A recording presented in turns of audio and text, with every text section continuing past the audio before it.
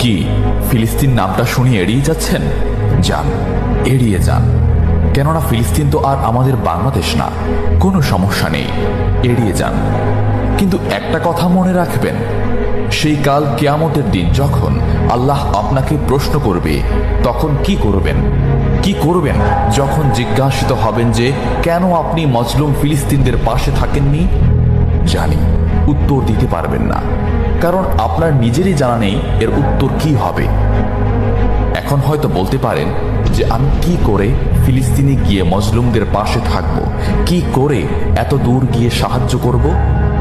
হ্যাঁ, এইরকম প্রশ্ন যদি আপনার মনে উদয় হয়ে থাকে, তাহলে অবশ্যই আপনার মনে অলসতা আর বজ্রে ভরা। এই আধুনিক যুগে অস্ত্রের চেয়ে পাওয়ার হচ্ছে মিডিয়া, তাই মিডিয়ায় বেশি বেশি করে তা প্রচার করুন। হ্যাশট্যাগের মাধ্যমে প্রতিবাদ করুন। এই ক্ষুদ্র প্রতিবাদ একদিন অনেক বড় প্রতিবাদ হয়ে দাঁড়াবে। বিজয় একদিন ইসলামেরই হবে ইনশাআল্লাহ। এটা আমার কথা নয়, এটা এই মহাবিশ্বের প্রভুর কথা।